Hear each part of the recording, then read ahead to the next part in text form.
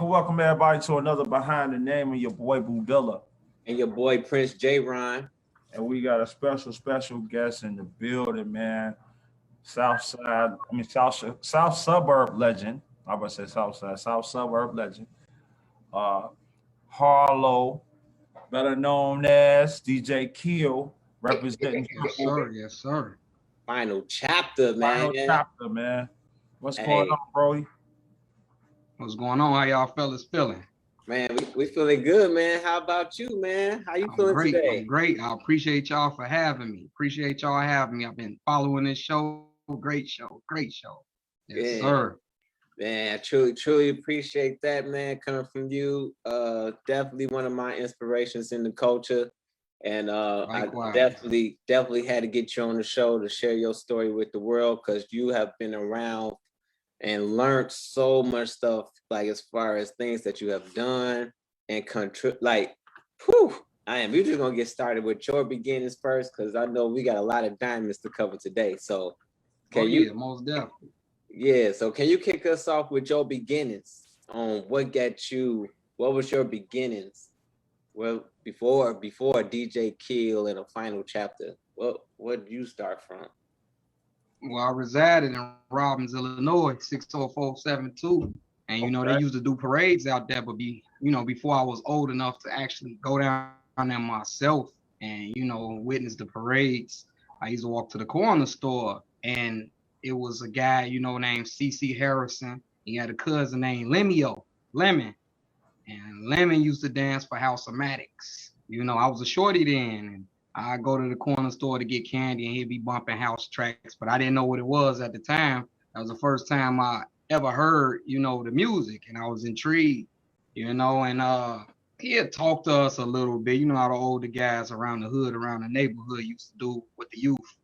And I shortly after that, I started going to the parade. My mom would take us up there to get the candy. And, of course, they would dance. It'd be dance groups or whatever. I didn't know what it was at the time. Like, again, I used to go up there for the candy.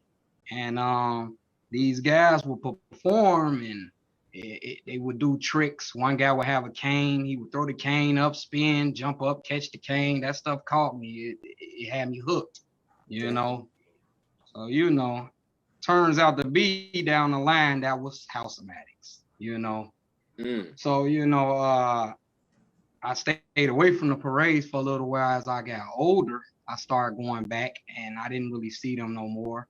It was a lady in Robbins that used to get the youth together, and she used to basically have them perform in the parades. Her name was Aretha. She was a male lady, and she would put a team together, people from the projects, and I would watch them. And one of my bros, his name was Tyrone Newtall. That's really one of the first guys that actually showed me something in home rules. It was about I graduated 8th grade in 98. I started trying to dance 97, I want to say. I was watching it when 96, 95 when I was little, but I ain't know nothing about it. I was a shorty. As time go on, I believe in sixth or 7th grade. I think that's when Total Impact emerged or whatnot.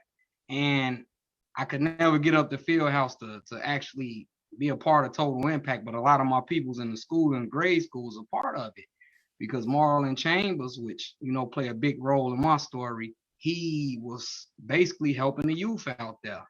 And it was a girl named Crystal Sims, and like I say, my buddy Tyrone, they used to always do talent shows in school, during my junior high days, and they got me hooked. So, I started talking to him, and he had showed me little stuff, and it was a bus in Robbins. We had to meet at some little restaurant. They would pick us up on a school bus, take us to Markham skating rink. And my mom, she wasn't really big on taking us to parties and stuff like that then. So, like I say, let me see, I don't want to skip nothing. I'm trying to talk too fast. So Lemio was the first guy that I saw with it. He was from House of Maddox. He used to always run and catch the bus. And Tyrone got me influenced in him and Crystal. They joined the group Total Impact. And Marlon used to come, because we was bad little kids. We was kids. And we'd be at the corner store sometimes. And Marlon would pull up in his little car and talk to all the youth, all the kids, tell us come up to the field house and mark. They used to practice up there, but I could never get up there.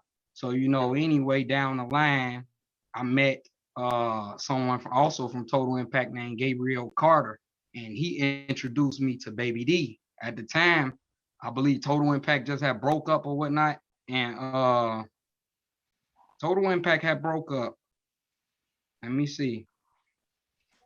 Yeah, Total Impact broke up because I believe Darnell Coleman, he was with them, and I joined Ball 'em Up with Baby D. We was practicing in Markham down in the basement. So this was a few years, we did our little thing. It was a local group.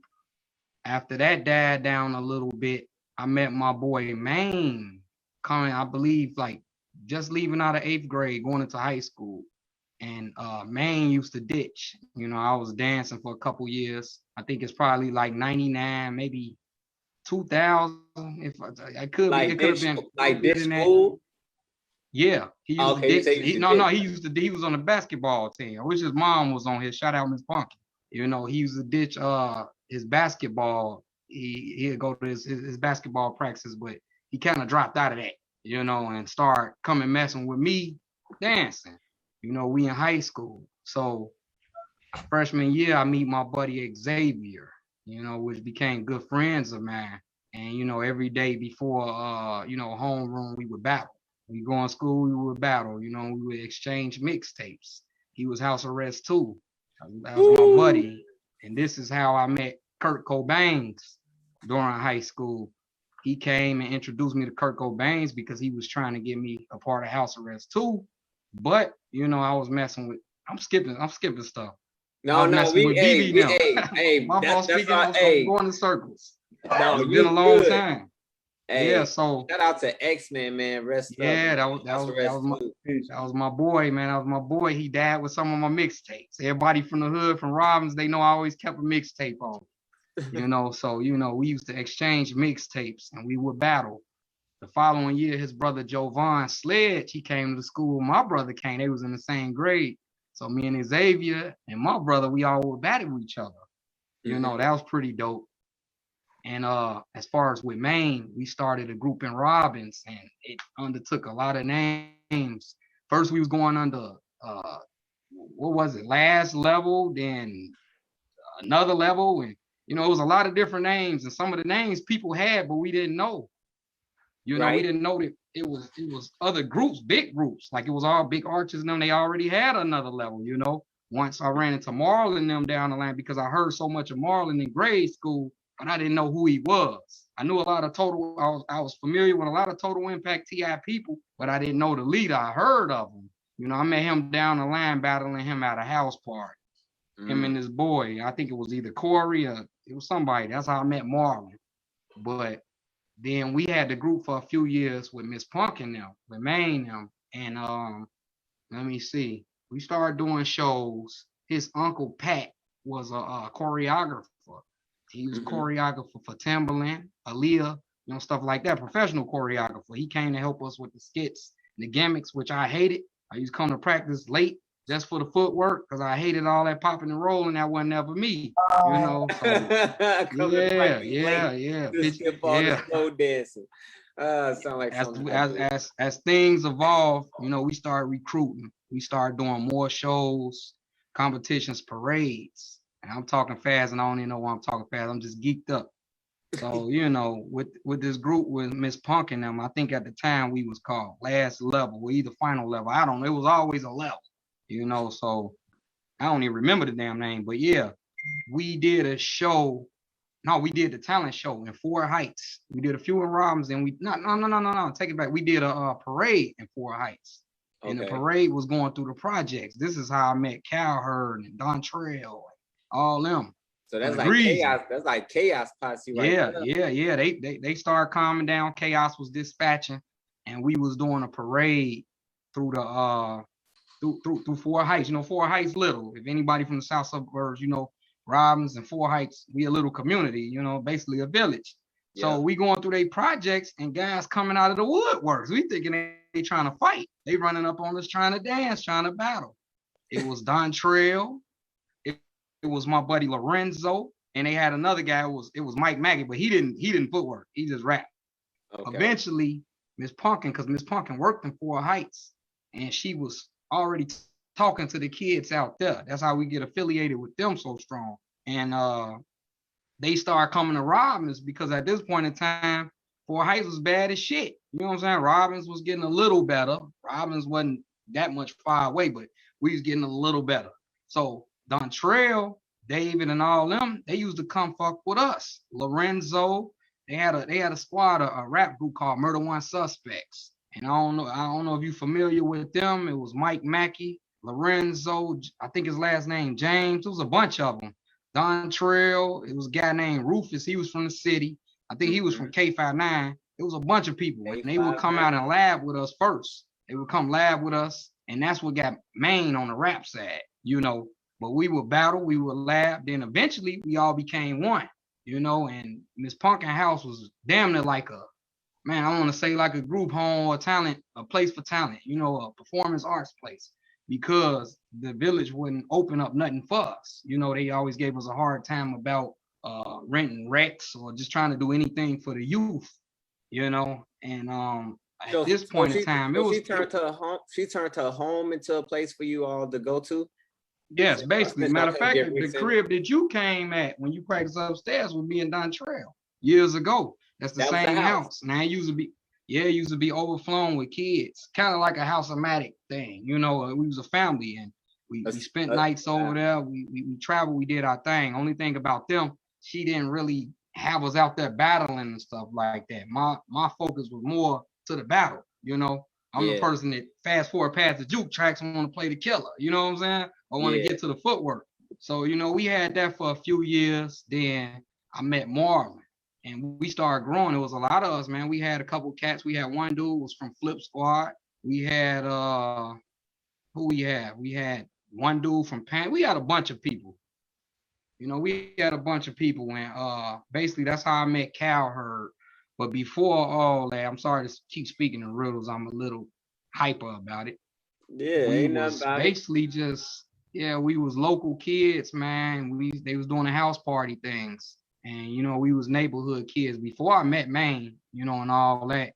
And we started footworking because people at these parades and stuff was footworking. We called them the pretty boys. You know, they was getting the girls and all that. We wanted to do it too. You know, everybody, it was in a lot more than what it is now. Everybody was doing it. The gang bangers, the drug pushers, you name it, everybody was footworking. And every block you walked on, people rolled past with cars, they was bumping house tracks. You know, and that's what it was. You know, we put a little team together. This is before the Miss Punkin days and all that in Robbins. And we would go to house parties, hotel parties. Then, you know, they had the Dalton Expos. I couldn't get around from my mom, the street guys, you know, the drug pushers. They took us under the wing. They would talk to us, stuff like that. And they would drop us off at the party sometimes, you know. So that's really how it happened for me. You know, it was a lot going on in as far as bad stuff, you know, people dying, stuff like that. You know the nature. If you from the hood, you know what I'm talking about. So that's what it is. But we did a lot of shows with Miss Punkin. We made it to the newspaper a few times with Miss Punkin. And when Marlon came, you know, he kind of transformed the group and made it more constructed. You know what I'm saying? More order, because he had that dance group experience. Right. You know, and I told him, I said, man, my buddy Xavier, he'll burn you. He house arrest too, this and that. And then I was aight. You know what I'm saying? I was aight. My buddy Xavier, we a spy. So he caught Xavier at a hotel party Thazing them through. Now at this time, I didn't know Thaz now. This before JoJo and them all that promoting, all that. Me, I was just on the footwork side. You know what I'm saying? In the street stuff, but mainly the footwork side, you know. And Marlon came to us when I met him at the house party, and he started putting us on routines and basically, like I say, giving us structure. And I would be in his ear like, man, you need to turn this to a Total Impact 2, a TI 2, only because we never stuck to no name. Right. You know, we never had no, it always changed, you know, but we had good memories, good times. And there was a lot of us, our females, they worked like guys. Shout out Sherelle, Sonia, you know, y'all probably know some of them too. It's a lot of people who came from that house in Robbins, a lot of people who came through them doors from White Mike David Jr., Dontrell, Cal Hurd, BB was in there with us. I mean, a host of people, you know, and it was smooth. It gave us something to look forward to, you know. That house saved a lot of lives. That house most definitely. It was a lot of killing in. Yeah, most definitely. Literally. I know all our stories is kind of similar or connected, but that's what it was, man. I'm talking about when I got of age and nigga could drive, or a little before I had my license. Mars was taking cars to get to the parties. It was crazy. I listened to y'all stories when y'all was putting people in the trunk going to the parties. We was on the same move, you know, doing crazy stuff just to get there. And people wouldn't believe it, but it was exciting. It was real exciting. It was always a party. And even if you didn't go to a main party like a Dalton Expo or a Union Hall Cavaliers, it was house parties. It was always something to do, something. In every hood, it was something to do. So, you know, I cherish them times. You know, a lot of my people, they passed. And when I spoke, I want to say one thing too. When I spoke as far as Dontrell came in with Mike Mackey yesterday. I think a couple days ago when you told me that you was gonna let me do the interview, I started reaching out to people when I found out that my buddy Mike Mackey passed, and I couldn't believe it. Now you probably know him. He was preaching at that church by the in the Heights, by the metro station. Okay. You know, he was. I'm trying to think who he related to out there. You gotta know him, man. But he brought so many people. He the one actually brought Little Dennis out there to one of our parties in Robbins that we threw at the Y2G building. Wait. I got a question. Yeah. Is Little Dennis the dude that do the Yeah, that's him. I know what you're gonna say. That's him. So I'm gonna get into that. Okay, go ahead. Wait, who is Lil Dennis? Because this legendary dude I keep hearing about, and I haven't seen him yet. But Lil Dennis, all of my Lil Dennis is talk about this dude.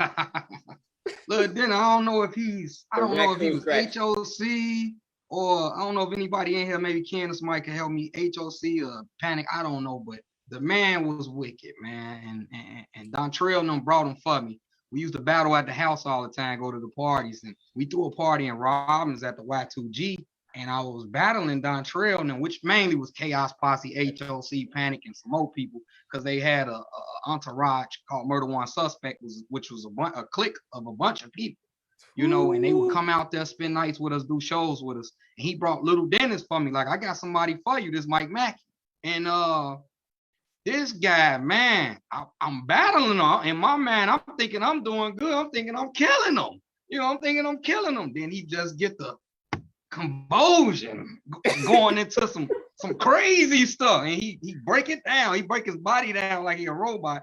And Cal heard to tell you, he hit me. He just fucked me up. That's all I can say. He fucked me up. He fucked me up with that. You know, I was like, man, because I'm learning even when I step out to the party, y'all know me, I get a little oil in me, a little liquor. I be having fun. You know, I love being around y'all. And it's just like this, man. I be learning. I be watching. Y'all be thinking I'll be watching. Sometimes I'm high-headed sometimes, but I be listening. I'll be like, damn, I'll be looking like Jerron. I mean, when that boy couldn't move, that nigga cold. I be learning off you. I be learning off you now. So, you know, man, life is a trip. Honor. I be watching you. Most man. Definitely. You know, man, you still showing me stuff, you know, that I can't get. So it's funny how things repeat itself and go around in a circle, the revolving door. But that's the way it is, even with the youth, you know, for right now, there's always some kids that's trying to learn or want to learn, you know that. And that's what it's about. You know, so as far as with Ms. Punkin and all that, we went through a lot of stuff. Then I meet JoJo. Yeah, was that how it happened? Was I at a party? Was I at a Union Hall or something? I don't know where I met him. I don't know where I met JoJo at. He was every damn well. Basically, it was a guy that used to be everywhere, passing the flyers out and, you know, doing all type of crazy stuff. That was my buddy, partner in crime. And let me add on to that for my international viewers. Right. So back then, of course, it was no social media, no internet for us to spread the word about parties. So the only way you can hear about a party was word of mouth or party flyers. Right. And JoJo and Harlem, including Mr. Workout and a few others, they would be the ones actually going to all of these parties in schools, passing out the flyers to spread the word about where the parties will be at this weekend. You know, so every weekend you had to be looking out. Hopefully you could find a flyer to know where the next location is. And they would be the ones that would be bringing that information with party flyers, you know, at that time. Yeah, so, most definitely. And they have the parties, like they literally had the party lines like around buildings. Like it was so many people. I remember that. No cap. I had to say that because I was like, yeah, you got to emphasize that. Like, yeah, we were just passing. It literally was wrapped around the building. Parties was because of y'all. Like everywhere y'all was traveling to. Crazy. Yeah. I got on that. Just, you know, he put me on. Like I say, I'm from poverty, so you know it was a sad hustle. Then we was doing a lot of dance, gang banging too. I ain't gonna leave it out like I was an angel. We was bad. I was good. You know, I was good. I'm lying. I was a little bad, not too bad, I don't think. But at the end of the day, I wasn't no person out there as far as robbing motherfuckers and doing that crazy shit. I love to dance. I love my mixtapes. I followed the DJs a long time ago. You know, a long time ago, I would keep mixtapes. And first I started walking to the flea markets, getting on the buses, going to the River Oakses, the Port Cities, the Evergreen Plazas, all that, the Rose. I used to collect mixtapes. I'm not gonna stunt from before I even learned how to do the footwork thing, you know. Them some legendary places with the mixtapes from. Them all still up though. Yeah, but they don't, you know, they ain't selling the music how we was. Now we gotta go online. You had to actually go get it physically. Yeah, you know, you be mad as hell if they be sold out. You be mad as hell if they be sold out. Yeah, no online MP3 sharing, none of that exists. So it was good. And you know, who I leave out? I'm not trying to leave nobody out. Andre Bridgewater, Dre, he played a big role too as far as incorporating me to that triple phase. You know, he was already with them for some time. He descended from Panic, and he stayed in the projects. He would walk down and come talk to me and practice with me. And he used to lab a little bit with us with Miss Punkin, but he wasn't really with them. He was messing with, I think he was messing with Cool and them at the time, but I don't know if they had triple phase at the time. If they did, I don't know. But at the same time, he played a big role. He's locked up right now. Free him. You know, that's my boy, man. That's my boy. And back into the current time, as far as JoJo, we back on the JoJo thing. JoJo, I start going out to Richmond Park, getting familiar with DJs. He start introducing me. Now, at this time, I was still a battler. You know what I'm saying?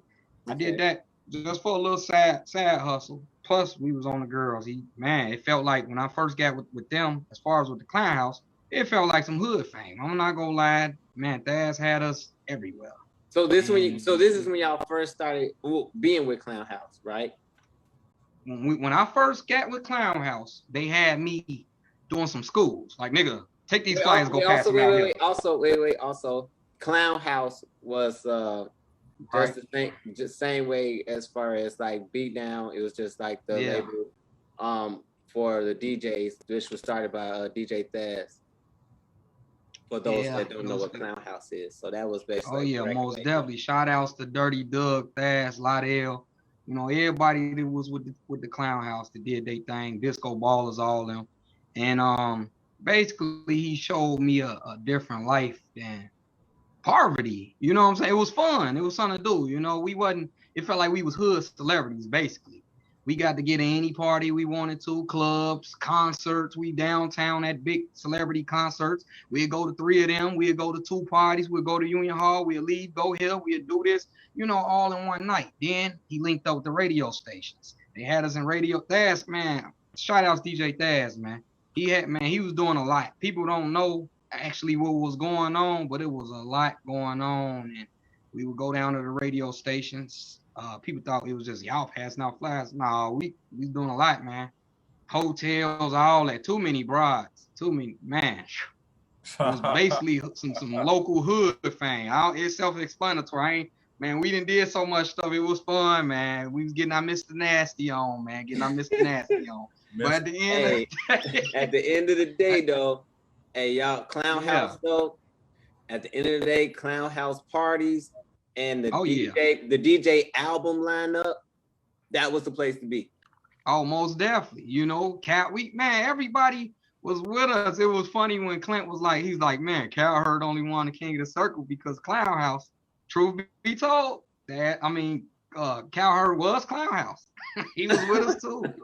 we had a ball, man. We had a ball, and it's like this. People, they misconstrue the Clown House beat down beef, not knowing behind the scenes, we really was like a family too, because if you look at it, this is how I look at it anyway. To me, it was hand in hand. Thaz did the parties, you know what I'm saying? Clinton them DJs. You get what I'm saying? They moved the crowd. The same for the CDs. You know, same for the CDs. Thaz told me he wanted everybody to be as one. That was his vision. You know, I don't know how true that is or whatever, but that's big, bro. It is what it is. But we was all, if you know a Clown House party and you've been there, you will know it's always at least 1 or 2 beat down people DJing in that party. So shout out to Beat Down. You know, people don't really be telling it like it is. That's what it is. You know, it looked gritty on the outside, but man, it was still we all connected in some type of shape, form, fashion. You know, we all connected. And even how I met BB, you know, I'll touch down on that. I believe it was 98, 99, maybe 99. And I was going to the rink. And this when I was with Miss Punk and them. Again, we didn't have no names. You know what I'm saying? It was some weird name. I can't remember. Maybe it was Final. I don't know. It was a lot of finals. But me and my buddy went up there, you know, shout out my boy Melvin, then who else was with us? Galan. It was a lot of people, Big Derek. There was a lot of people. We went up to the rink one day and they had a group called Too Fatal, you know, and I believe Pooh was with them. This before he was Wolfpack, you know what I'm saying? And I was battling him, BB, a dude named Matthew. This back in the curl time when niggas had the goggles with the book bags on. These them times. Back in the when we used to hit the drops and all the spins and stuff, you know. But even before that, if I dig back, I know I'm jumping around. My inspirations, I say I was a shorty, and when I finally started getting to go to the rink, it was a lot different because before the music changed, I came in when they was making the percolators and all that type of stuff. I was a shorty, and you know, as kids, when you're real little, we don't know what we doing. We just jump out there. You know, we think we know what we doing, but we didn't. And my first battle that I actually seen was at the Robbins Parade. Not to leave nobody out, because again, I tell you, my boy Tyrone Newtall really was the first guy that really put me on a work, on a irk and jerk, on anything. And I used to watch them, but it was another guy he used to be with from the projects in Robbins named Michael Jr. And he was Total Impact. You know what I'm saying? Now, I seen the footwork, the performance, but never seen a battle like this. House of Maddox, they did their thing, and at the end of the Robbins Parade, it was like the Bud. You get in front of the judges, you know, they had the speakers on the semi-truck, and they compete for a prize or the trophy. Now, House of Maddox was there, and I believe they was Total Impact, if I'm not mistaken, at this time. And he went at all of them. I'm talking about the boy was cold. You know, shout out Michael Jr., Jeff from Total Impact. It was a lot of cats, man. You know, and Marlon, again, touch bases with Marlon. When I tell you the man had almost the whole south suburbs besides the farm, yeah, that's the truth, you know. And I got hooked from there. It was over with. It was over. That's really what got me hooked. And I wanted to do that. I started jumping out on niggas, not knowing what I was doing. And this when the older guys used to take the shorties. Remember they used to sick the shorties out on the on the bigger people, and that's what they used to do with me. Yeah. So I need to stop talking in riddles because I'm sure confusing myself. But guess what though? I remember that too, because you always had them little shorties that was like the secret weapon, like, hey, get him, get him, because they got that energy. Yeah.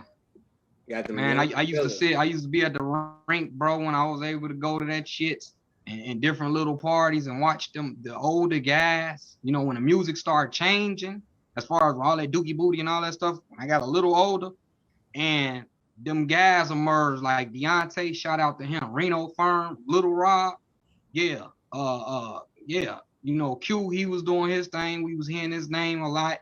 It was a lot of people, you know, we was hearing their names. There's a lot of cold people that I done crossed paths with just watching. And before, I used to watch a lot. That's how I learned a lot by watching, you know, of course. And here and there, people will pull me to the side, older people, and there's some people that I have no clue what their name is. I may have seen them one time and never seen them again. You know, parties used to be packed back then, and there used to be a lot of deadly people in that circle, and they'll show you stuff. Older guys, they would show you stuff. I done watched a lot of people come and go, you know, from as far as from the south suburbs, because that's my stomping grounds. People like Little Jason and Courtney's, and you know, I remember Tristan when he had the fro, you know what I'm saying? It was a lot of people, Little Maestro, Pharaoh, you know, it was a lot of people that came and went as far as with this. And it was a lot of talent, man. This whole culture is fire. You know what I'm saying? It's always a revolving door. It's always somebody that's gonna step up and be the next great. You know, I'll be looking at these videos and paying attention to, man, a lot of them, they be moving, man. They be moving. Y'all got my man kind of going all over the place. It's a lot of stuff. You just said the key though right there. It's a revolving door, and it's always gonna reveal the greats. It's always gonna set that fire inside of you, because you're gonna be inspired by somebody else, and somebody else gonna motivate you, and it's just like a passing on the torch. That's how it always been when I was in the parties, looking at the OGs, like, dang, I want to get like that. And then I still, even that solo party, like, I still felt the same. Even though I've been dancing for so long, and to see them in there, I'm like, dang, I'm still trying to get like that. Like, yeah. Like, yeah, we long way to go. Most definitely. I'll be looking at y'all, Boo Dilla, he be hitting them, man, the mics, all the time. I'll be looking at everything. Y'all think I don't, but I do. They be like, that nigga, he got the drink. He ain't on nothing. I be paying attention, man. That's so dope, man. I miss my boy Xavier though, man. I miss my boy Xavier Jovan. I talked to him here and there. He was pretty dope too. That was his brother. And you know, like I say, that's how I met Kurt Cobain. He was dope when I met him. And man, it's just a gang of people. The older people used to push me out to battle, because back then they wanted you to battle. You know what I'm saying? You had to battle. It wasn't all this talk be on the internet. It was talk, but you had to really get out there and do something. You had to really prove yourself. You know, now you could keyboard typing. You know, that's what it is. Never show up nowhere. You don't even have a platform to talk back then. Yeah. It wasn't even, you didn't even have time to talk. Because in the party, the music was too loud. We got word of mouth that such and such got burnt. We would hear about it. You couldn't actually see it on the internet or go. You had to actually physically be there. You had to be there. And the parties was a sweat fest. The floors used to get wet. Like somebody came in and poured buckets of water on the floor. That's how it used to be, you know, man, packed wall to wall, shoulder to shoulder. That's how it used to be. It's different now, but a little the same, but different, you know. And then emerged what we have after that. You know, I covered the ball 'em up with Baby D, Lonnie, his brother, Gabe, me, Shondell, Sean, you know, RP the text, man. Carry her uncle, man. It was a lot of history. Then what was after that? It was the final level or the last level, whatever that was, Miss Punk and them name, you know, that was I ain't gonna lie, that was the best experience I had in my life. We did a whole lot shows, man. It was a lot of us. There was always new people coming in too. Then came for me, what was next? I believe Final Chapter. That's when the chapter I think we started 2000 or maybe 01 or so. I think 2000 we got together. Me and BB put that together. You know, shout out to Tino, and there was a few more people. We had Dontrell, we had Maine. It was a few of us. We never had big numbers, our whole motto was just fuck them up, fuck them all up. Go in there and eat everybody up. That was our motto. You know what I'm saying? And we didn't really come around like that, but we came around, you know. And we did our things, man. We did our things. I'm trying to think what I'm leaving out. What am I leaving out? Now we had a lot of battles, man. Now when y'all started the chapter, was you DJing yet? With the chapter? Yeah, was you, or did that come later? No, wait. Later? I think with a year in. I'm skipping stuff. I apologize about that. You got a lot of stuff. I already know. I am skipping stuff because with the clown, how the DJing came about. I'm glad you said that. The DJing came about. Let me see. The first people that I met, as far as that I was in a studio with, but I wasn't active, was Mano and Rashad. I wasn't active on that. I had a blue Cutlass, and I think it was after Final Chapter when I started DJing. Wait, was it? Yeah, it had to be, because when I was in Final Chapter, I had the blue Cuddy, and that's how we always get into practice. My little clique, we was going with me. Again, like you say, I'm following y'all. Every group had a car. You know, I had a photo Cuddy, and we used to pack up in that boy. And yeah, and Mano was DJing. I believe he was beat down in, but Thas was booking him a lot. You know what I'm saying? Thas was booking him a lot, and he was real close with Rashad. He was really close with Rashad, and I met Rashad before I met Spin. Yeah, I met Rashad first, I believe. And Rashad was making a track over Mano Crib. We was in Park Forest. And my buddy Dre, that's really how I met Rashad and Mano, through Dre. So I keep speaking of him. And we would go kick it over Mano Crib and go upstairs, because, you know, Mano used to break dance and all that. And he used to mess around with the rap stuff. So I would be over there with Dre and them and Mano and all them. This is before the Ghetto Squad was solo now. Before they started that, it was Rashad. He set me down, but I wasn't on that shit. I just got my car. I was trying to get on females. I wanted to go to every party. I wanted to kick it. He wanted to sit me down and show me some shit, so I didn't even touch the drum machine. It was a boss machine or something was over there, little black beat machine.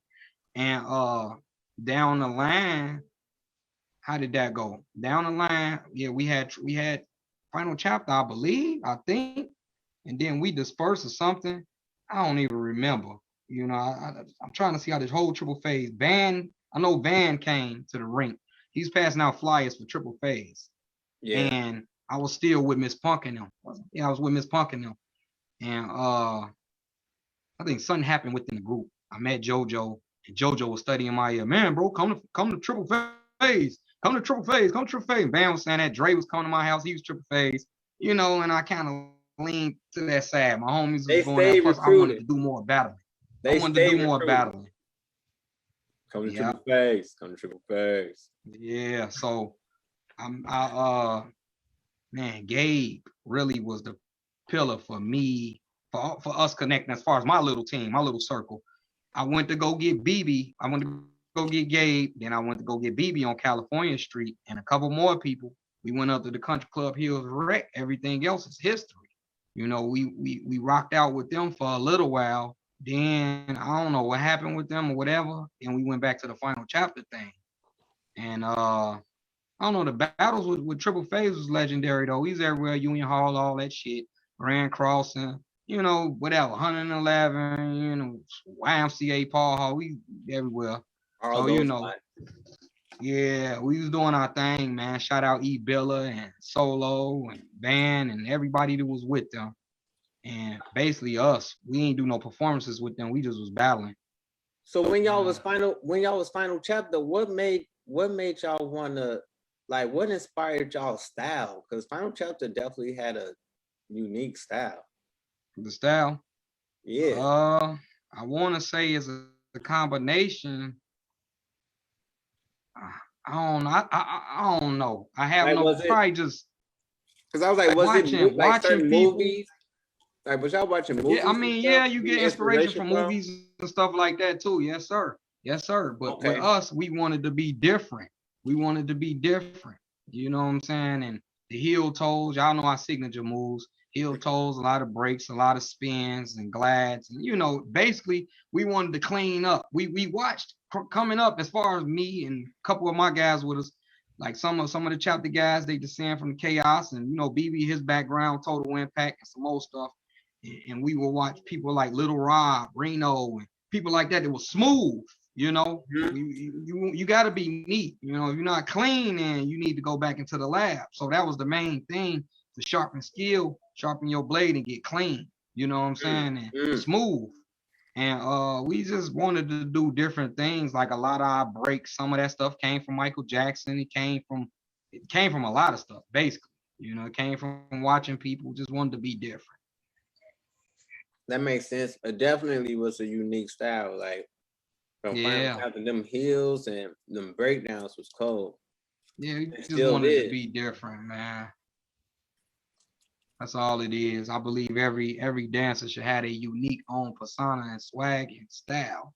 You know, I don't like looking like the next person. You know, so we had our group. Every group I've been in, everybody had their own different style, and that's how it was back in the day.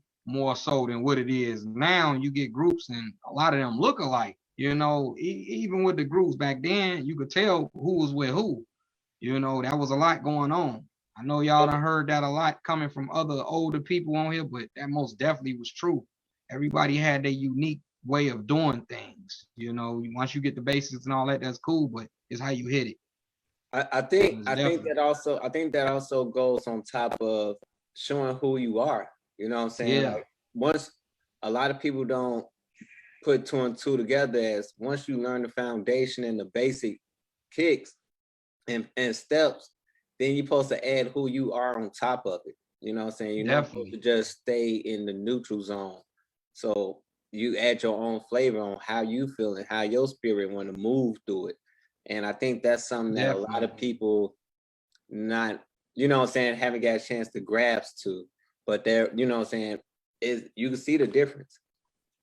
Oh yeah, most definitely. You know, even with the styles today, everything is recycled and borrowed, switched up. I don't care if you get up, do something right now. 9 times out of 10, somebody in the past mimicked and did that, or damn near did it. You know, everything is recycled. It's just all on how you hit it. As far as it's like, okay, some people back in the day, it was strict as far as practices. They would do a lot of closed practices. But, you know, I had to come into terms like, man, it don't matter who see you doing what. They ain't gonna never do it exactly how you doing it, you know? It's like a fingerprint, man. It's like a fingerprint. Every dancer have their own fingerprint, or should, you know? You should have your own personal fingerprint, your blueprint to tell you. That's just what it is. You know, even to the new dancers just trying to learn. Yeah. Have your what own it's about. dancing fingerprint. Oh, if you could stand out, you know, amongst 1,000, you doing something right. You get what I'm saying? You got to be able to stand out, be that sore thumb. You got to. If you looking like the next person, hey, I don't want to battle you. I done beat him. I done beat 10 of them already. You know, you just another clone, or you this. It got to be something about you to stand out different. Hey, if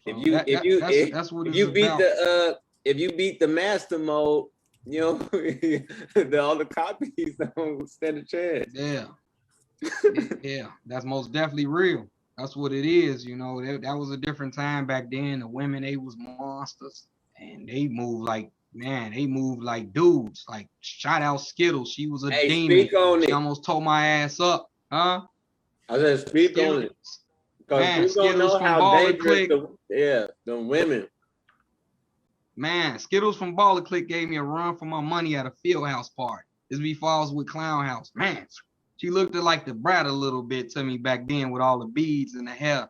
She used to wear the Timbs like the pack, something similar to the pack a little bit, but different. Swagger was off the meat racks, you know, and I don't never hear her name, so I had to say it. She was a demon. You know, it's a lot of people that you don't hear about. It was monsters back then because it was a lot of people that was doing it then. It was popular. It was popular. You could get burnt on the block. by no name dude. Like, damn, I didn't know who the hell is that. Yeah. And never see him again. And never see him again. The truth. Just took your street cred and ran. Never see him again. You know, just like what's Buddy name? I don't know if he was from K-Fat now or whatever. The polar bear dude. It was at BG's that day. Oh, the polar. Hey, yeah, I post this. Hey, who is that? Yeah, the polar bear. Every year. Hey, is that the dude that took his coat that had the mink coat? Yeah. In the circle and with his white coat on. Like a coat went over his head. He just like hibernated.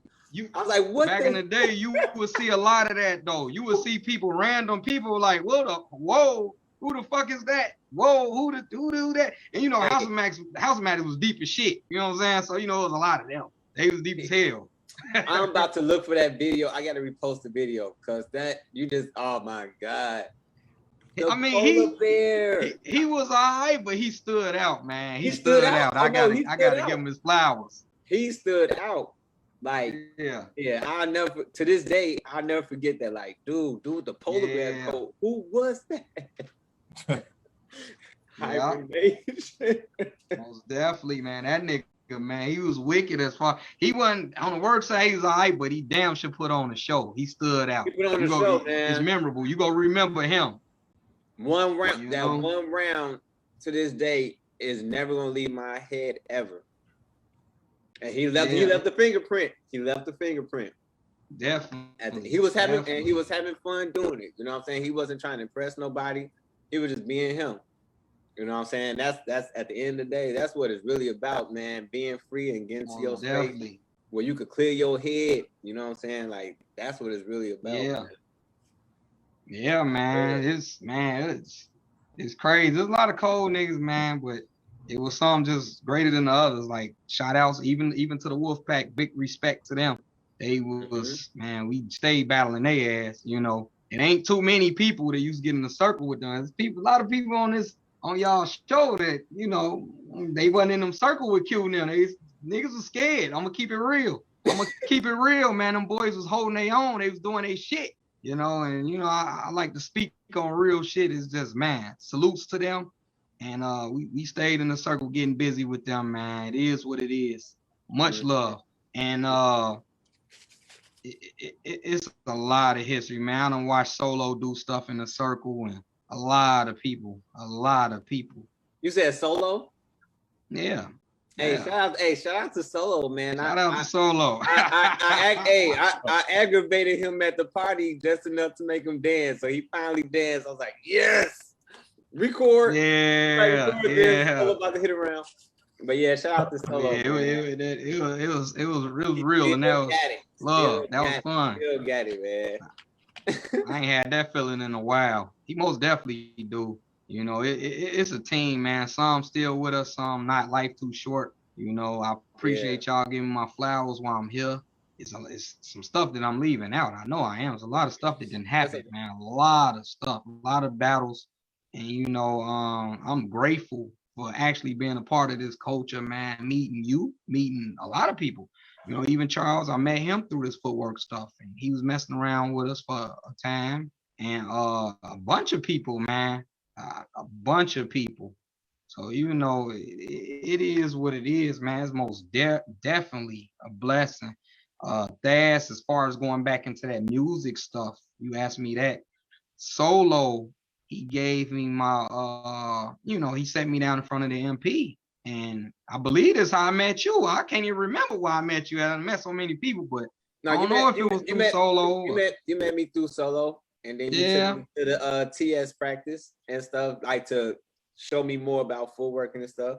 Yeah, okay. I was wondering, okay, cool, yeah. I know I used to go Solo crib, and that's when I met you. Solo started trying to show me how to work that MP. Salute. Yeah. That was when, because that's when you started on the MP, right? With Solo? With Solo. Okay. Yes, sir. Okay, cool. Yes, sir. Solo was the first guy. I would bug Thas, you know. I would bug Thas again. Like I say, that was the side hustle. I beat up, but he made music. I always was intrigued about the music. Thas, get in the studio, Thas. You know how Thas be. He too busy. Big money be busy.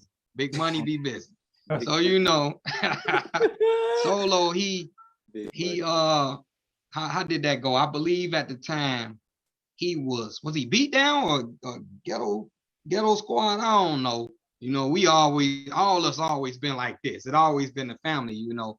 Right. So Mike them was out there. That's why I say people don't know behind the scenes, you know, behind the scenes. Mike was out there, Clint was out there from time to time. But you know, at this point in time, when Solo actually let me sit down in front of the MP, big blessing, he was standing on the other side of the heights, you know, and he wouldn't show me shit. He was like, nigga, this how I learned. Yeah, but I'm finna go spin house, nigga. You better hurry up. So I would be stuck just sitting in front of the MP looking crazy as hell. You know what I'm saying? He'll do one thing and, you know, that's how I was. He was talking about I was in training, whatever. But eventually I got better and better and better. You know, it was a lot of dues paid, man. I had to keep on catching buses and trains and carrying shit. It was all types of stuff. They put your boy through hell, man. Hey, determination and staying consistent is key to success. Yeah. So, you know, it most definitely was fun, man. I wouldn't give nothing back. I wouldn't take nothing back. You know, bad stuff happened, good stuff happened. It all was fun to me, you know, and it kept me alive, period, point blank. As the story unfolded, I started getting better, you know, and salutes to them, salutes to Solo. He the one that really showed me my first lesson and brought me to the Track Killers. And we did our thing for a little while, you know. Shout outs Nemo, Remix Roy, he was with us, and a bunch of more other cats. And you know, we did our thing. Salutes. But I don't know, man. It's just so much stuff, man. There's so much stuff. But back to the footwork and stuff. Oh, I done wrote some stuff down. I can't even find the damn paper. I knew I was gonna forget. Nah, dude, you already got it. Dude, I done seen you been through so much stuff on even when I came in the culture. So I already knew like it's no way this dude can remember all of this stuff. Cause I've just seen some legendary stuff with y'all. But I definitely wanted to speak on with all the stuff that you came from as far as when footwork wasn't around in social media and didn't have internet and all of these things, and you was footworking against people in Chicago and things like that.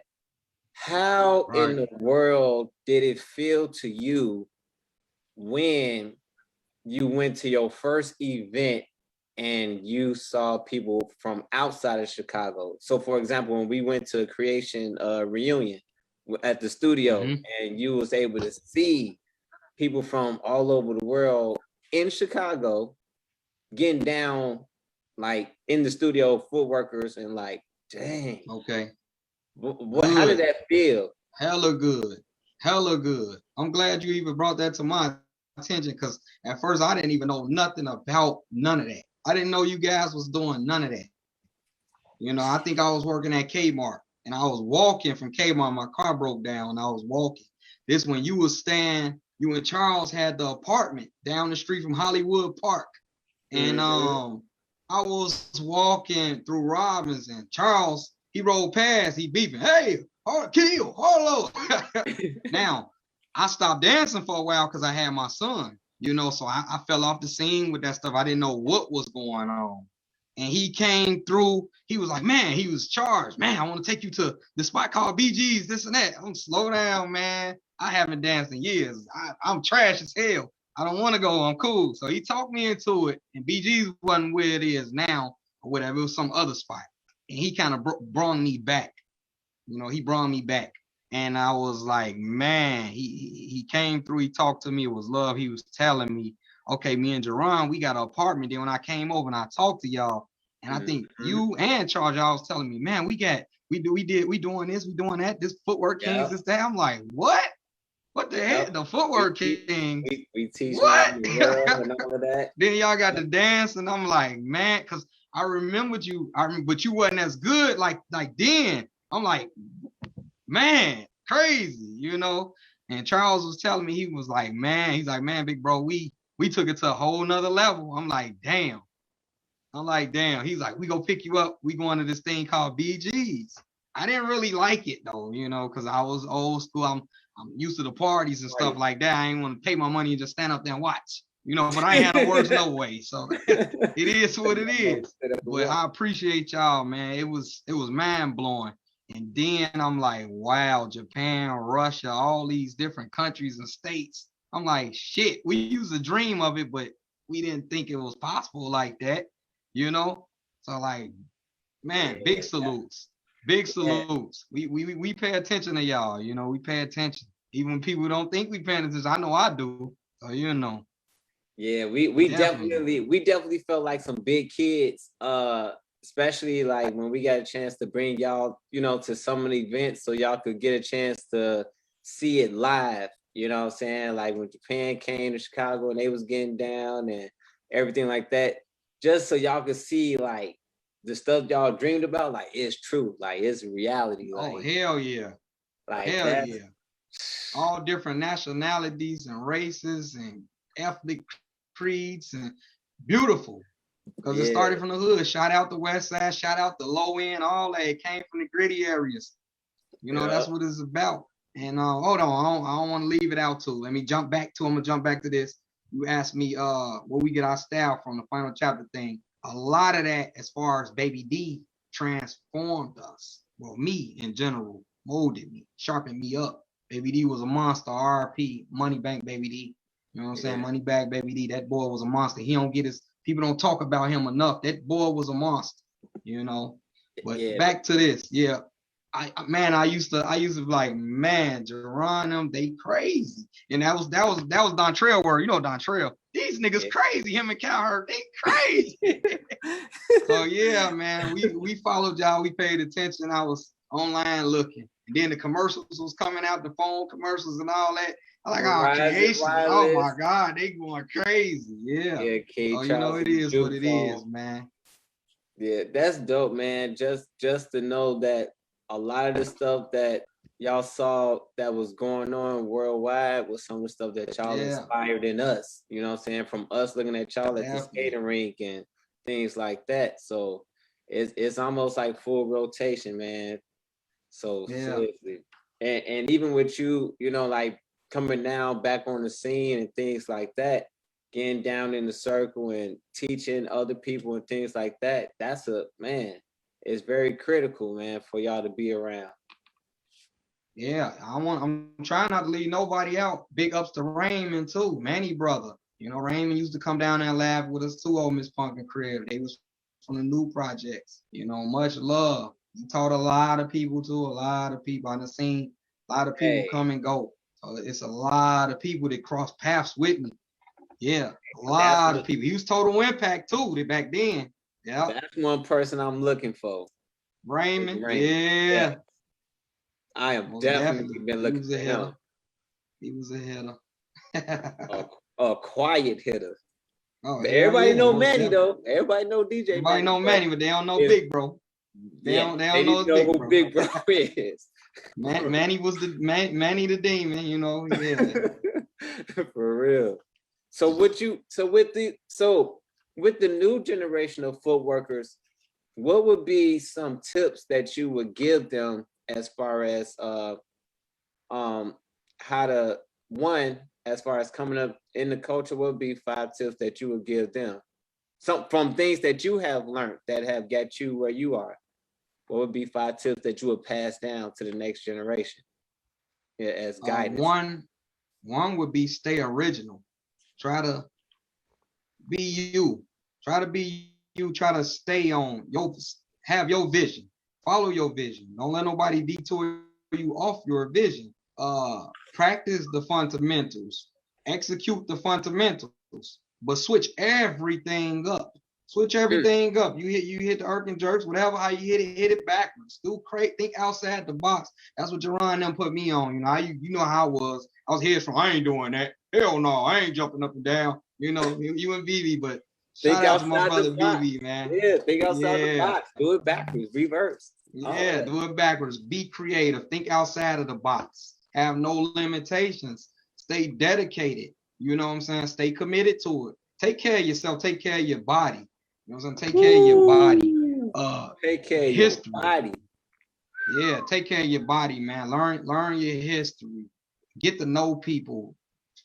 get with these stories, ask questions. You know, if you don't know something, ask questions. I don't care if you got to ask a million times and make that person mad who you asking. Ask questions and learn from random people, from other people. Learn. You ain't gonna never stop learning. I don't care if you're 100 years old, you ain't gonna never stop learning. So that's just what it is. And let me see how many I named. Like Rockets. I just do that. Yeah, Rockets, most definitely. You always push yourself to the next level. You are definitely always push yourself to, and don't be how a lot of us old school people came back, the Crossfire and my brother Jerron and everybody even talked us into the hard-headedness, the in the box, think outside of the box, reach out to the old and the new. Yes. You know, sharpen your blade. You know what I'm saying? That's what it is. The main thing is think outside of the box. Don't stay in your little comfort zone. Get outside of your comfort zone. Most definitely, it will help you out in a whole, in general. Get outside. It's a lot of things that, yeah, it's a lot of things that the old cats, I know because I'm one of them. I was in the same box and we was in our bubble. Man, I'm not doing that shit. That shit weak as hell. Woo, and that put up a boy wall. Crossfire B. Yeah, we put that wall up, as he say, man, ain't no such thing as real works. Well, I don't know. I don't even want to get into it, Crossfire. But at the end of the day, he got a point. He got a point. Break that wall down. Break that wall. Yeah, break that wall down, but always work on you because it's always room for improvement. Sharpen up, get clean. The main thing about the footwork is coordination, combos, and all that, but get clean. You don't want to be looking like you finna fall. You want to be clean. You want to let the people see it and slow down. You ain't got to move 50 miles per hour. When you dancing, you kill people going slow. If you know what you're doing. Man. If you know what you're doing. Boy, hey, you throwing jewelry boxes at people right now. Yeah. And I don't even think people really understand all the stuff that you're saying right now. Because another thing to my so many people think of that about that speed, that just kicking fast. No. It ain't that fast stuff don't mean nothing. You can demolish somebody slow. That don't mean nothing. You could be fast as hell, sloppy as hell, not doing nothing. It's just doing the same thing. It's all about coordination and putting stuff together. Your technique is a lot. Your style in general is a lot. Just emphasize this, man, go in the living room, go in the bedroom and just transform yourself. Get in front of that mirror and just lock yourself in. And don't look at no videos, as far as when you're trying to build your style. Just work on you. You can watch music videos. A lot of old guys, we inspired off Michael Jackson, Turbo, Boogaloo Shrimp from breaking. All type of stuff motivated me, Just think outside of the box. That's what I could say, That's what I could say. Don't limit yourself. Don't let people put you down. Don't look. What's the name of it? Criticism. Some people that I notice when you say something about them, they want to fight. Now this is a competitive sport. People go call you weak in tracks, whatever. I got called weak a long time. Even sometimes still I might get called weak by somebody. You get what I'm saying? And everybody is not gonna like you. Period. Point blank. It's gonna always be somebody that love you, and it's gonna always be somebody that's against you. Still strive and go forward. You know what I'm saying? If that's what you want to do, be the best that you could be. Be the best that you could be and just learn. That's all I got to say on that. I don't know if that was fab or just the same thing, but yeah. Nah, that was about a good. Hey, no, that was plenty. That was plenty. Hey, yeah. Hey, on that note, I want to make sure we use this time for other questions too. So I'm definitely about to open it up to the first question, and this one is from Tamara. She said, "Could you tell us more about Miss Parkin? You mentioned her a lot. I'd love to hear more about her." Miss Parkin? Yeah, she was man. She was a good-hearted lady, and she loved working with the youth that was in the town, and she basically opened up doors for a lot of youth and kept a lot of youth safe. I wish y'all could get on a segment. And man, we can. I mean, if you have her info, man, I would love. I most definitely got it. Miss Pumpkin is main mom. you know, and she's my heart, man. She was a good lady. And her, like I say, her and Marlon was over us for a long period of time. And she just opened up doors, man. Some shows was local, some was big. But we got to experience different things other than just gang banging, selling drugs and this and that. You know, it was an experience. So she was just one of them people, just opened the door to the youth, basically. Kept a lot of people safe and alive. That's what it was. And we needed that, especially at this time. Even it's critical right now in this day and age. It's really needed right now. It's a lot of our kids that's misguided and so much killing going on out in our city, man. There's no guidance. It's fucked up. If it was like it used to be on some type of little level of leaders, we don't have a lot of leaders like we did now. I mean, like we did then, and we need them now. You know, they would really make a difference. These kids not listening and start from home. And, you know, a lot of these kids, they ain't being brought up right from the get-go. Some of them, they fell in before they even started, man. And it's fucked up. We was like that a lot. A lot of us was from broken homes. You know, we come from messed up areas. It is what it is, but you don't have to be from a broken area and poverty to learn how to footwork. You could be rich, you could be white, you could be black, you could be anything to be a great footworker. That's the good thing about this. Yeah. It's for everybody, you know? Facts. Yeah. Now that we're going to go to the next question is, King Charles posted today that you are his teacher. Can you talk about that? Yeah, I don't even. I think I met Charles. Charles was with Cowherd Uptown, and Charles was messing with Tiny. I think that's Tiny Noob's sister. And he would come to East Hazelcrest. We would hang out, me, BB, and a bunch of more of us. And you know, we mainly was just getting on the girls or just having a good time. And he would come and laugh. BB would sharpen them up. We would show him stuff here and there. We either in the party. You know how it is in the party when you would pull somebody to the side, show them some stuff. That's what it was. Charles, he after the Uptown thing, he was with us for a little while, but you know, soon we kind of stopped doing stuff because honestly, we just been doing it for so long. You know, you get older and some people had kids, or you just want to do something different. That's what I'm gonna say. Want to do something different. And Charles wanted to keep it going, his passion, his drive. He said, big bros, he said, man, I'm starting something. I think he said it was creatives or creative. I don't think it was creative. It was something else. Creative. It was creative. Yeah, he said, I'm finna start something, you know, and we said, man, go on here and handle your business. And ever since then, man, he took off like a rocket. He ain't stopped. That's just what it is. That's just what it is. Took off like a rocket, still going. And I don't know, even with Boo Dilla, I remember seeing Boo Dilla a few times. I don't know. I always think when I see Boo Dilla, I'm like, man, where's Brian or whatever? I don't know if that's his brother or whatever. They had something called Renegade. I used to watch them like, these motherfuckers go. I know you're talking about Larry. Yeah, that's where I remember Boo Dilla from. I don't know, is that your brother or who is that? Oh, no, that was Larry. Yeah, Boo Dilla would be like Larry and Steve. Back then, them niggas was cold, man. Where they go?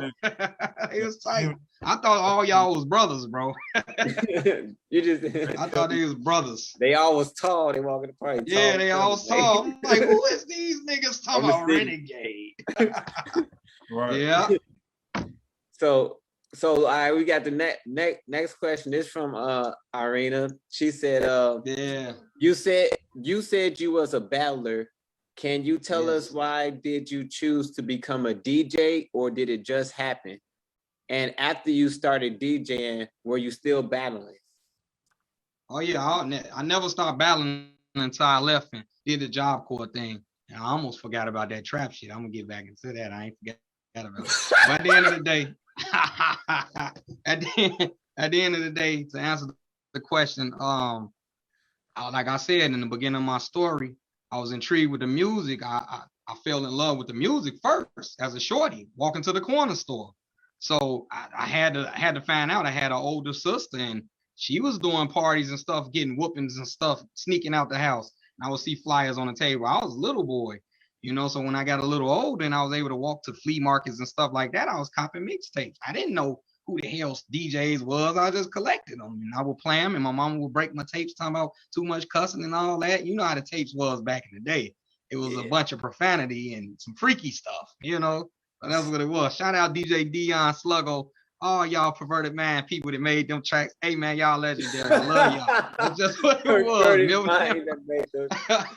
Yeah, Harlem always was battling though. Even while DJing, he was still battling 24/7. He just always been a battler. So even with on the DJ side, he's still battling. That's my love, bro. My first love is music, then the dance, man. You know, it's all tied. You can't have one without the other. So that's just what it is. The DJs need to support the dancers need to support the DJs more. They go hand in hand, neck to neck. If anybody trying to get into this music stuff, go ahead and do it. We need more people. We need more. We not just the same old people. We need the youth to come in.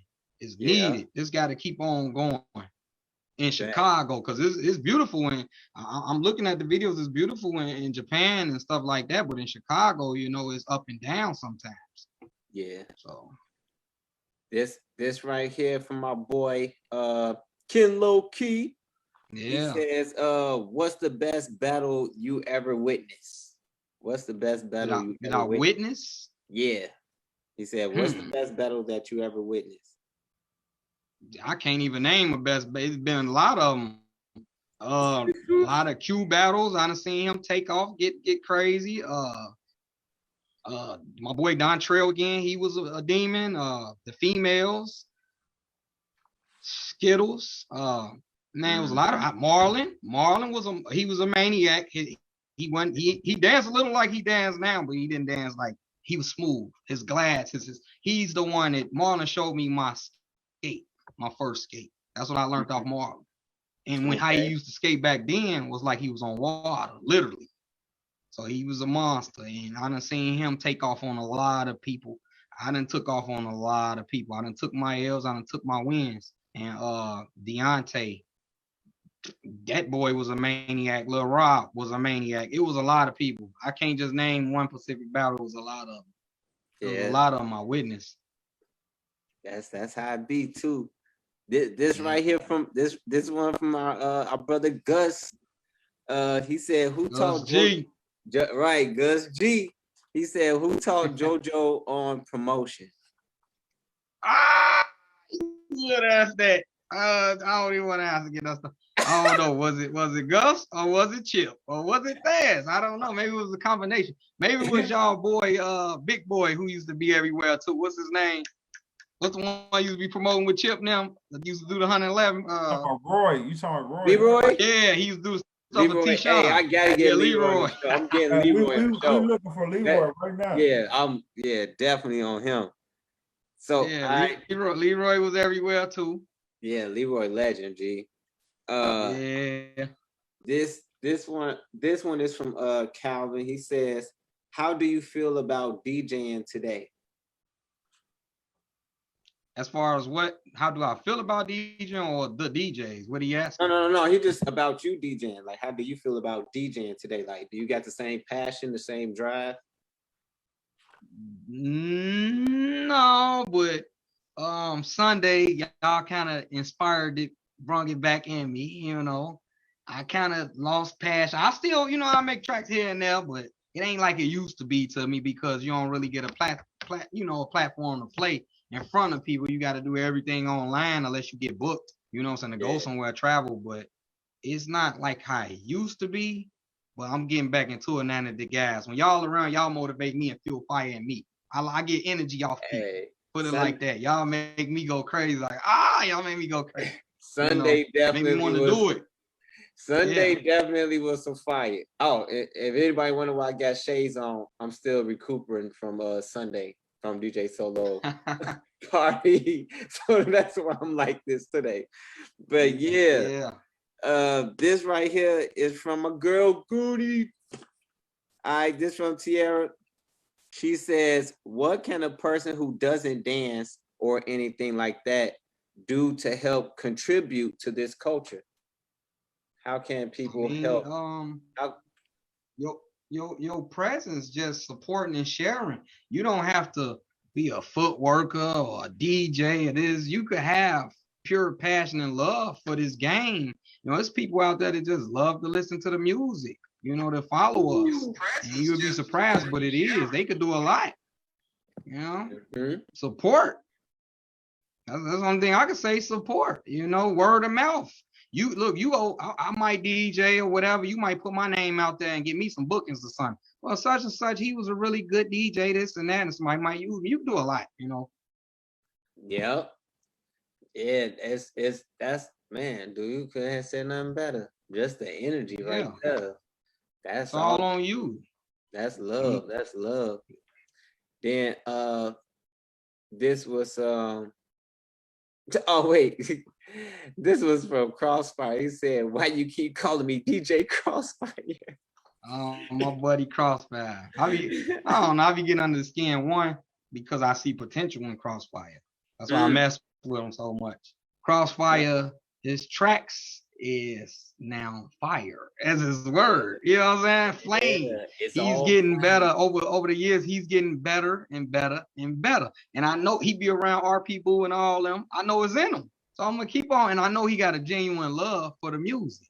Yeah. And when people got a love for the music, they tend to they go harder for you. You know what I'm saying? Then when a dry person that don't care for the shit, just want some money or something. When you got a genuine love for this game here, you go further. You're gonna keep on doing it. You know, there's a lot of people that done jumped in the game, made a lot of money out of the game and left. But it's for the love first. That's why we all started doing this. That's what got us attracted to this, like the love for it, the passion. You know, I have reasons why I don't want to DJ.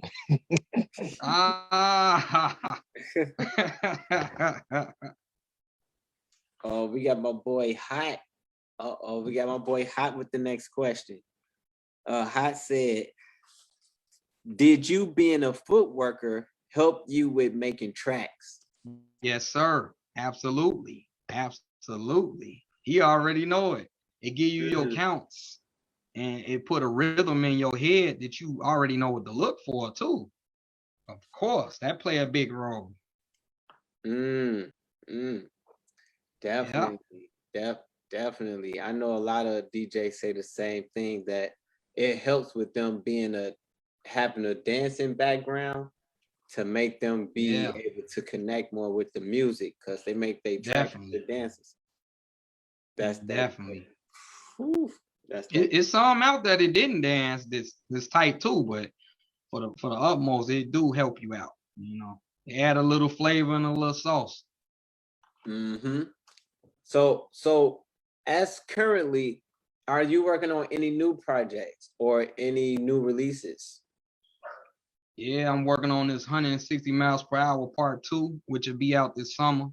I got a ghetto house project that I'm working on, you know, slow, maybe about 138, 145 BPM, just testing myself, you know. Want to try to do some different things and get more people back to that. And it's all mixes, you know. Okay. So that's what I'm on right now. A few little rap stuff, but yeah, that's what I'm on here now. I still mess around. I ain't really into it like the Clints and all that, but I still love it, and I'll put something out here and there. Yeah. So as far as for the people around the world that want to get in tune with your music and things like that, what's your info for them to go for that? Would it be like Bandcamp, SoundCloud? Yeah, I mean, you could look me up on SoundCloud, DJ Kill. You could look me up on the Bandcamp, DJ Kill. You could go to the Clown House page, holla at that. He got the stuff, you know, Clown House music. You'll see my stuff around, you know. Or you could just inbox me under Har Low Mills. Hey, I'm a down to earth dude. You know, just talk to me. I'll send you some stuff. That's what it is. I was just about to say, what was your social media platforms? What you said? Yeah, Facebook, Har Low Mills, Instagram, Har Low Mills. You know, I'm simple. That's what it is. You could hit me up, inbox me, whatever. You want some work, you want some music, performance track, whatever you need. You know what I'm saying? I try to the best of my ability to give you what I know or what I can come up with. Right. That's what it is. Definitely get in tune. Definitely get in tune with most definitely, man. From the music and on the works. Oh yeah, most definitely. I'll say he got the diamonds. This is one of my teachers. This is one of King Charles' teachers. Man, and the proof is, hey, we always open, man. We open to work with anybody. That's what it is. Come on through. Let's do it. Yeah. I get an adrenaline rush just seeing y'all. Hey, shout out to my big bro too. My big bro Twine on here. He from the House of Mad. He got a I used to hear his name a lot. That name Twine name used to ring bell. He used to go around. I heard that name a lot. He got a question for you. He said, "How did you come up with your name?" Being annoying as hell. Always being the battle dude that goes to DJ song, play some killer. Being them, man, play some killer. I already know what you go ask. Claim them, play some killer. You know, that was my word. Play some kill. Play some kill. I just said, man, it is what it is. Kill it is. Yeah. Plus, I love that gritty sound. You know. Hey, gritty. Yep. DJ Kill. The facts, man. Most definitely want to appreciate you, man, for taking the time out of your schedule, man, to even chop it up with us tonight. Definitely. Man. Pretty much love, man. I appreciate y'all. Man, I truly appreciate you, man, for all the stuff you done for the culture and stuff that you taught me and stuff you still teaching me. Like, like you said earlier, the learning never stops. And definitely. One more thing. Hold on, before y'all go out, man. I gotta say RP Tink and all them. Carlos now he's being a circle with them a lot. And you know, Tink was he was a beast. Yeah, he was a monster. I was there that night when he fell out, man. At Club Exclusive, they kept throwing all that steam, all that little smoke stuff out. Yeah, it's a lot of people in the cross paths with. Hey, RIP to Tink and RIP to Boo, both of them, man. Definitely. Yeah, most definitely. Boo's a maniac. Yeah, fact. If anybody can, if y'all have anything y'all want to promote, by all means, y'all already know, do this at the end of the show. So is there anything that anybody wants to promote? Let us know now. Crossfire. Well, yeah, quick update on Track Attack. So it's been told that YB wants to battle AC, so we're in the works of that. And then Manny suggested DJ Tay versus Young Smoke for this month. So we'll see what's gonna happen with that. Oh, Smoke. Dang. That's about to be nice. It is. It's about to be nice.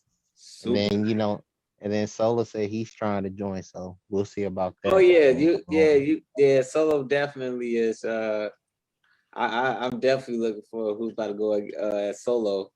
I think I have someone in mind who should battle Solo, and I ain't talking about Rock neither, but yeah. Oh yeah, I already know they already get that. That's already that's their thing. Shout outs to them, but I got someone in mind. Shoot. Hey, shout outs to Ro, man. That nigga had some heat up there. Shoot, everybody he had some smoke. Hey. Everybody has some Bro, play but I heard one track, these horns. Oh my God. Definitely has some. Oh my God. That nigga had me come back home at 4 in the morning making tracks. Yeah. Get on his ass. Yeah. I think everybody was up to like 5, 6 in the morning and go to sleep after that. I swear to God. I went to bed at 6 in the morning. Anybody else got anything they want to promote before we cause out? Well, shoot. Hey, where JB at, man? We definitely finna get back on that kill. So with JB. Definitely for those that don't know, DJ Solo new album Project Bust Down 4 is out. Cop that. You also got my boy Keith and you got GT5 Ghetto Tracks 5. That got my boy DJ Kill on it, DJ Solo, K Bangs, JR. Man, you check that out. The whole Ghetto House Bangers on there. Shout outs to all them dudes. Yeah. Hey, is JB on here? Nah. JBN, he on here. Man, I wanted to get into that trap business. Yeah, we know, yeah. Oh, and also speaking of DJ Rock, and he got an album coming out too. Yeah, and I believe it's with JR, right? Yeah, I think so. Yep, they doing an album supposed to be coming out this week. So yeah, I mean, it's shout out to them dudes, man. They putting in that work. They going crazy. So man, check their albums out. Check out DJ Kill albums. Like, man, it's a lot of stuff. Check everybody albums out. You know, man, Jalen, everybody, Manny, Earl, support the culture. We got people over. It was a guy from Mexico was hitting me up. I forgot his name. You know, it's a lot of people out here that's making music, man. It ain't even from Chicago. And I be paying attention. I was hard-headed at first, but man, that's a lot of good talent. Just start buying stuff. Everybody need to just get one day and just start buying, even if it's just one track from everybody. Buy something, support the cause, support the culture. Also, we got CFology. Yes. Music edition, April 10th and 11th. 3 master classes. So y'all, want to, chime in on that. DJ Clint, RP Boo Tracks, man. Sure. Go ahead and register. Y'all can hit up CFology on Instagram. And also you can also hit up Kelly and Mickey as well for more information about that. They cold. Yeah. And also I wanna apologize to everybody. I wasn't really active. The reason why is because I went to the dentist and my mouth is sore. So right now I can't really talk. You know what I'm saying? So I kind of let J Ron go ahead and handle the show, which that's my brother. He handled it well. So it was no biggie for me. But them two-face ain't no punk. I know what you saying. Woo! I had to get some stuff done. Yeah, man. And I was a little dry. I'm a little drowsy still too. So I'm just like, bro. Well, you like Allstate, always in good hands, man. We good. Hey, I got a quick question. We're finna get ready and be in the finishing stages of the art, and so now we're in the phase where we're gonna really start needing the memorabilia and just everything from every group, DJs, whatever, just like whatever y'all want to display in the museum. We finna start getting in that phase. So if Boo Dilla, J Ron, like if y'all can help me, everybody else, like if y'all can just reach out to people and help and let's figure out how we can start getting this stuff. If we have to set up location, drop times, whatever, like we just need to get creative to see how we can make this happen so we can make this museum come to life. I got you. Yeah. So so if y'all got any memorabilia, please contact us. J Ron, Twan, me. We trying to put as much as we can. We want to put everything that that was in the past, and in the future. You know what I mean? I said future and in the present. That have right. That has. It's the medicine. Yeah. Don't worry about it. It's the medicine. That's nice. I'm futuristic. I'll bring some stuff from the future. Right. Back, Yeah. So most definitely get in tune with that. J Ron, you got anything?